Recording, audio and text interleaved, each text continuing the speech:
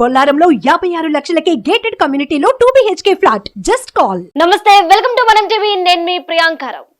Supreme court ప్రభుత్వానికి లడ్డూ విచారణ నేపథ్యంలో కొన్ని ప్రశ్నల వర్షం కురిపించింది. ఇక ఇదే నేపథ్యంలో భానుప్రకాష్ రెడ్డి గారు ప్రజల ముందు కొన్ని ఆధారాలు ఉంచారు. జగన్మోహన్ రెడ్డి ప్రభుత్వ హయాంలో టీటీడీకి సంబంధించి లడ్డూలో వాడే నెయ్యిలో ఏవైతే టెండర్లు వేశారో, నెయ్యికి సంబంధించి టెండర్స్ ఉన్నాయో వీటిలో అవకతవకలు జరిగాయంటూ కొన్ని ఆధారాల్ని ప్రజల ముందు పెట్టారు. అసలు ఆ ఆధారాల్లో ఏముంది, ఏం చెప్తున్నారు, ఏ అవకతవకలు జరిగాయంటూ ఆయన చెప్తున్నారు అనే విషయాల్ని ఈరోజు ఆయన్ని అడిగి తెలుసుకుందాము. మనతో పాటు బీజేపీ అధికార ప్రతినిధి అలానే టీటీడీ మాజీ సభ్యులు భానుప్రకాష్ రెడ్డి గారు మనతో పాటు ఉన్నారు. ఆయనతో మాట్లాడి మరిన్ని విషయాలు తెలుసుకుందాం. నమస్కారం సార్. నమస్కారం గోవిందా సార్, ఒక విధంగా చూసుకుంటే నిన్న మీరు జగన్మోహన్ రెడ్డి ప్రభుత్వ హయాంలో ఏదైతే లడ్డూకి వాడే నెయ్యి ఉందో దీనికి సంబంధించిన టెండర్స్ లో అవకతవకలు జరిగాయి అంటూ కూడా మీరు కొన్ని సాక్ష్యాలు చూపించారు. ఏంటి ఆ సాక్ష్యాలు, ఏంటి ఆ అవకతవకలు? లడ్డు సరఫరా చేస్తున్నటువంటి, గతంలో సరఫరా అవుతున్నటువంటి నియమ నిబంధనల్ని సడలించి తమ వారికి అనుకూలంగా ఈ నెయ్యి సరఫరా చేసే దాంట్లో వారికి అవకాశం కల్పించారని చెప్పి భారతీయ జనతా పార్టీ, శ్రీవారి భక్తులందరూ భావిస్తున్నారు. అందుకు అనుగుణంగా రెజల్యూషన్ నెంబర్ 371 ఇది ఎప్పుడు డేటెడ్ అంటే the TTD board reference number 220 dated 28/12/2019. అప్పుడు జగన్మోహన్ రెడ్డి గారు ముఖ్యమంత్రి, వైవి సుబ్బారెడ్డి గారు టీటీడీ చైర్మన్. అప్పుడు వాళ్ళు ఏం నిర్ణయం తీసుకున్నారంటే టీటీడీలో సరఫరా చేస్తున్నటువంటి గీలో ఆ నియమ నిబంధనలు, టెండర్ డాక్యుమెంట్స్ లో నియమ నిబంధనలు మార్చాలని చెప్పి వారు నిర్ణయం తీసుకోవడం జరిగింది. దానికి సంబంధించినటువంటి ఏ నిర్ణయాలు తీసుకున్నారో మీ ద్వారా శ్రీవారి భక్తులకు తెలియజేయాలని నేను అనుకుంటున్నా. ఎగ్జిస్టింగ్ టెండర్ కండిషన్స్ అంటే గతంలో ఉన్నటువంటి, అప్పుడులో ఉన్నటువంటి టెండర్ కండిషన్స్ ని the dairy should have been operational at least past 3 years. ఆ డైరీకి కంపల్సరీ ఆ 3 సంవత్సరాలు కంటిన్యూగా పని చేసి ఉండాలి అని చెప్పి ఒక కండిషన్ పెడితే ది డైరీ షుడ్ నాట్, అవసరం లేదు అని పెట్టారు పక్కన, అది తీసేశారు. రెండోది కండిషన్ నెంబర్ 18, 4 లక్షల ఆవు పాలు ఉత్పత్తి చేసే డైరీ దగ్గర నుంచే సంవత్సరానికి ఉత్పత్తి చేసే అంటే స్వీకరించే డైరీ దగ్గర నుంచే మన ఘీ కొనుగోలు చేయాలని చెప్పి కండిషన్ 18 లో ఉంటే దాన్ని రిమూవ్ చేస్తారు. కండిషన్ 19, 8 టన్నుల కౌ బటర్, ఆవుకు సంబంధించినటువంటి it's also processing capacity of minimum of 8 tons of cow milk fat, 8 tons, దాన్ని డిలీట్ చేసేది. నేను చెప్పట్లేదండి, కండిషన్ కొద్దిగా జూమ్ చేస్తే కండిషన్ 1920 రిమూవ్డ్ అంట. మళ్ళీ నెక్స్ట్ పేజీకి పోతే మీరు ఆ యాన్యువల్ టర్న్ ఓవర్ 250 crores ఉంటే 150 కోట్లు పరిమితం చేశారు. ఎందుకు మీరు ఇవన్నీ రెజల్యూషన్స్ అన్ని మార్చారు? బోర్డులో మీరు ఎందుకు ఇట్లాంటి పనికిరాని తీర్మానాలు చేసుకున్నారు? నాణ్యమైన నెయ్యి కావాలంటే కండిషన్స్ ఇంకా కఠినంగా ఉండి మంచి నెయ్యి స్వామివారి కోసం తెప్పించాల్సింది పోయి రిలాక్సేషన్స్ అన్ని ఇచ్చి అసలు వాడికి ఆవుడ పాలే స్వీకరించకపోతే, రాకపోతే ఈ ఆవు నెయ్యి ఎలా ఇస్తాయండి వాడు? కాబట్టి ఉద్దేశపూర్వకంగా టెండర్ లో కోట్ల రూపాయల చేతులు మారాయి. తమ వారికి ఇవ్వాలని చెప్పి, తమ వారికి టెండర్ రావాలని చెప్పి ఈ టెండర్ డాక్యుమెంట్స్ ని, దాంట్లో ఉన్నటువంటి నియమ నిబంధనల్ని మార్చారని చెప్పి భారతీయ జనతా పార్టీ భావిస్తా ఉంది. ఇది సాక్ష్యాధారంతో పాటు ఈరోజు నేను ప్రెస్ కూడా రిలీజ్ చేయడం జరిగింది. రెజల్యూషన్ నెంబర్ 321 డేటెడ్ 20/2/2020 రెజల్యూషన్ కూడా బోర్డులో తీసుకున్నారు.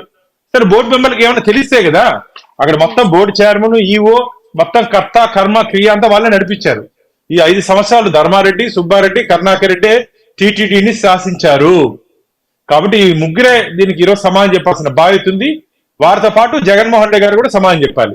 నా వల్ల నేను చేసినటువంటి పొరపాట్లు, ధర్మారెడ్డి, సుబ్బారెడ్డి, కరుణాకర్ రెడ్డిని నువ్వు కాదా జగన్మోహన్ రెడ్డి గారు నియమించింది, నీ వాళ్ళుగా తప్పు చేసింది, ఎందుకు టెండర్ డాక్యుమెంట్స్ లో? కాబట్టి మొత్తం ఎపిసోడ్ కి ఆ రోజే పునాది పడింది. ఈ ఆల్టరేట్ టెండర్ డాక్యుమెంట్స్ లో రిలాక్సేషన్స్ ఇచ్చిన దాంట్లోనే పునాది ఆ రోజు పడిందని చెప్పి మేము భావిస్తున్నాం. కాబట్టి దీనికి సమాధానం చెప్పాల్సిన బాధ్యత అప్పుడు అధికార పార్టీ వైసీపీ నాయకుల మీద, ముఖ్యమంత్రి గారి మీద, ఈ ముగ్గురు మీద ఉందని చెప్పి మేము ఆరోపిస్తున్నాం.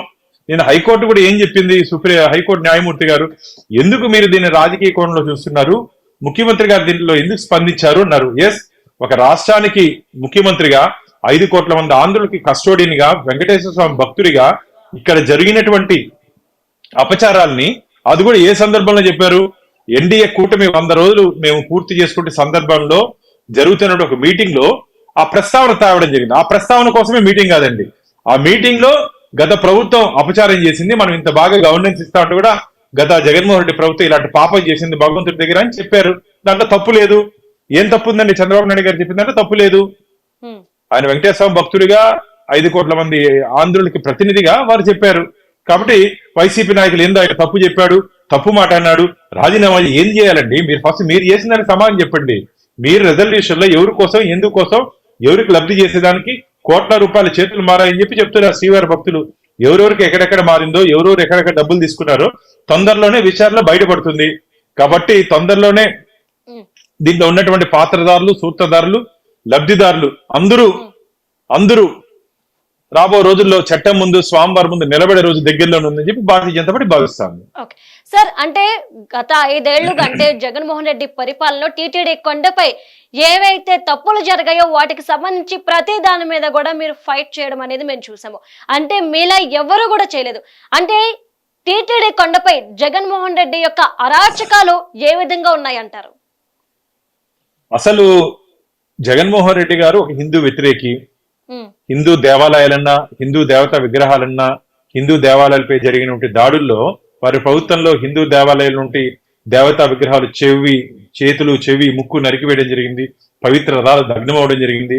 పవిత్ర పుణ్యక్షేత్రమైన తిరుమలలో వారు ముఖ్యమంత్రి అయిన తర్వాత నియమ నిబంధనలకు వ్యతిరేకంగా 81 మందితో ధర్మకర్తల మండలి టీటీడీ బోర్డుని నామినేట్ చేశారు. దాని మీద నేను హైకోర్టుకి పోతే 52 మందిని అబెయన్స్ లో పెట్టింది, కోర్టు పెండింగ్ లో పెట్టింది. టీటీడీ నిధులకు సంబంధించి 5,000 కోట్ల రూపాయలు స్టేట్ బాండ్స్ లో ఆగస్ట్ 2020లో టీటీడీ బోర్డులో ఒక నిర్ణయం తీసుకుంటే దాని మీద మేము పోరాటం చేయడం జరిగింది. రాష్ట్ర ప్రభుత్వం వెనక్కి తీసుకోవడం జరిగింది.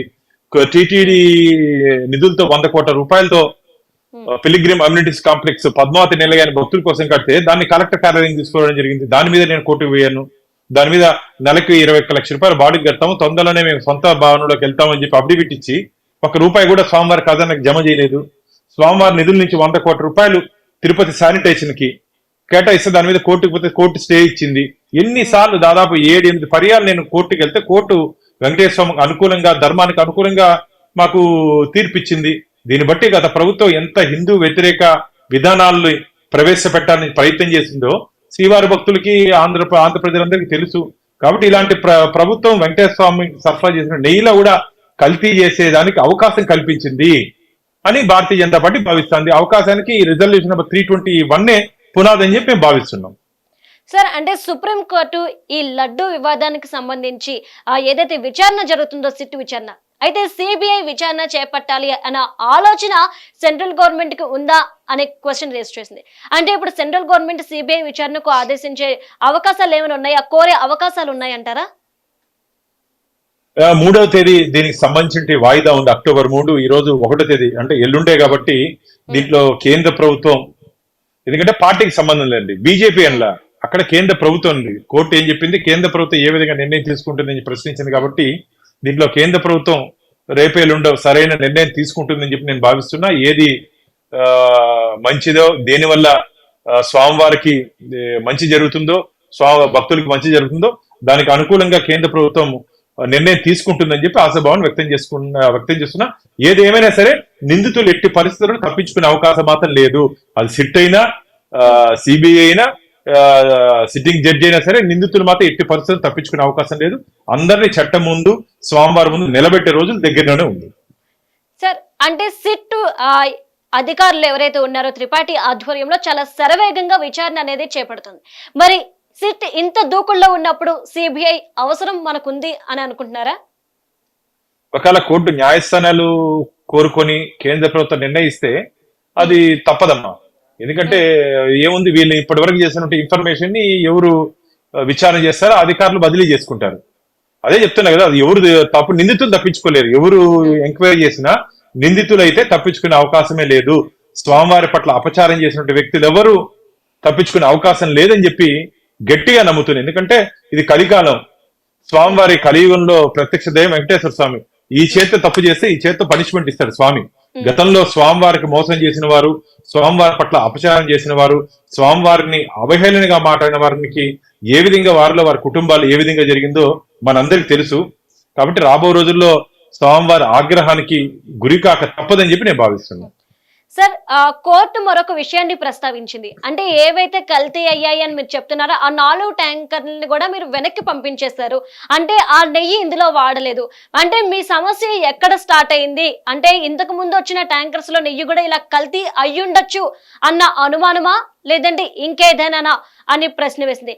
అసలు ఏమంటారు? అంటే ఈ 4 ట్యాంకర్లు వెనక్కి వెళ్ళిపోయిన మాట వాస్తవమైనప్పుడు ఇంతకు ముందు వచ్చిన ట్యాంకర్స్ వల్ల ఈరోజు బయటపడింది అని అనుకోవచ్చా?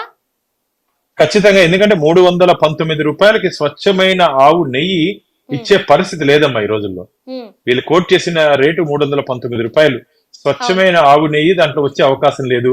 ఎన్డీడీబీ రిపోర్ట్ లో కూడా 95 నుంచి 104 వరకు ఉన్నటువంటి ఎస్ వాల్యూ వాళ్ళు సప్లై చేసినటువంటి ఏఆర్ ఫుడ్స్ లో 19%, 19% ఉంది.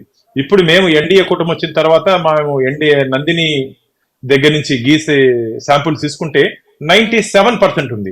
19% ఎక్కడ, 97% ఎక్కడ? కాబట్టి ఖచ్చితంగా దాంట్లో అడల్ట్రేషన్ జరుగుంటుందని చెప్పి మాకు అనుమానాలు ఉన్నాయి. సిట్ విచారణలో అయితే ఏదైనా సంస్థ తీసుకునే విచారణలో వాస్తవాలు మాత్రం ఖచ్చితంగా బయటపడతాయని చెప్పి గట్టి నమ్మకం, విశ్వాసం మాకుంది. Okay sir, right. Thank you so much sir.